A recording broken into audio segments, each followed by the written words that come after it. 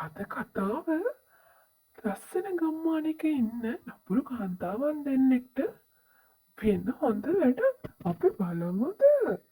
මේ ඉන්නේ සිරියාවක් නැති සිරියාවතී සහ කුසුමාවතී යන ඉරිසියාකාර ගැහැණු දෙදෙනා. සන්ධ්‍යා හරි උඩකුයිනේ. ඔව් සිරියාවතී මට නම් පේන්නේ. ඒ අතරතුර ගමේ රෝගාතුර වෙච්ච ආච්චි කෙනෙක් ඉන්නවා. එයා ඉන්නේ පොඩි ගෙදරක. එයාට හෘදයාබාධයක් හිදී වැටෙනවා. සිරියාවතීගේ කුසුමාවතීගේ වැඩේම කී රංකියකේ ඇවිදින එක තමයි ඔය වගේ. හරිම අමාරුවෙන් ෆොටෝක ඉඳගත්ත මේ ආච්චි හරිය අපහසුතාවයෙන් බලාගෙන ඉන්නවා. එයා අඬනවත් එක්ක උදව් ඉල්ලලා. තොර ළඟපාතින් සිරියාවතී සහ කුසුමාවතී යනවා.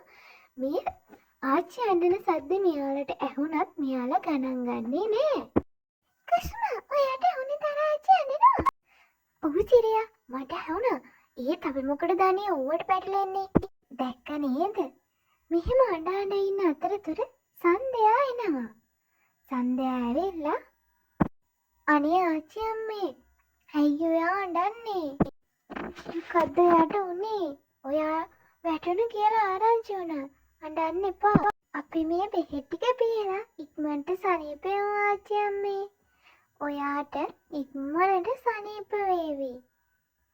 ආච්චි කල්පනා කරා මෙයාට හොඳ වැඩක් කඩපොලට ගියපු වෙලාවේ මම ලෙඩ වෙලා ඉන්න වෙලාවේ මට උදව් කරේ පුතේ මේ සන්ධ්‍යා දුවනේ.